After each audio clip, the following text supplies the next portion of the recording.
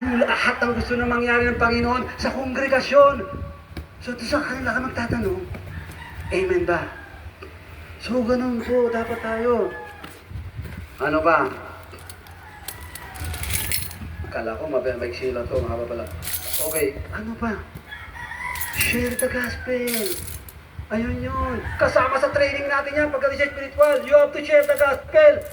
Kasama po yan. Anong sinabi in the book of Romans chapter 1 verse 16? For I am not ashamed of the gospel because it is the power of God that brings salvation to everyone who believes first to the Jew, then to the Gentile. Kasama yan. Narinig ko kanina yung brother natin, nagpapadala ng picture siya. Diba? Ang sabi, meron daw siyang sis sa ulo. Diba?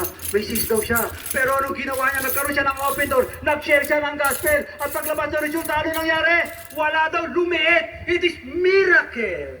It's a miracle. Imposible ito. Hindi yan imposible sa Lord ko. Hindi yan imposible. Tingnan mo yung mind ng sa teacher ngayon. At pagkatapos yung boss niyang galit na galit, anong sinabi sa kanya? Araw-araw pinagagalitan daw siya eh. Pero isang araw, pwede ba mag-share ka rito? After 1 week, pinrumot. Hindi, di ba?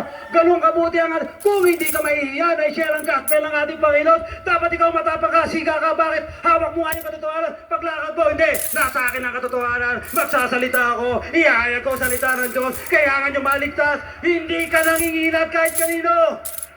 Wala kang dapat pangilagan dahil mabuti ang ginagawa mo. Hindi nga tayo nahiya ng puro kasama ng ginagawa natin. Ipinagkangalandakan pa na hindi ito ako. Kung anong gusto ko, lahat gagawin ko. Pero ngayon, lahat gagawin mo dapat para sa Panginoon. Para dun sa kaligtasan na marami, magsasalita ka. Kung dati ratatatat, kung saan sa asawa mo, sa kaibigan mo, lahat ratatitad ka. Ngayon, maging ratatitad ka sa gospel ng ating Panginoon. Hindi dapat napipigilan yung bibig mo. Kahit sino ang kaharap mo, kahit siya pa si Presidente, kahit sino ka.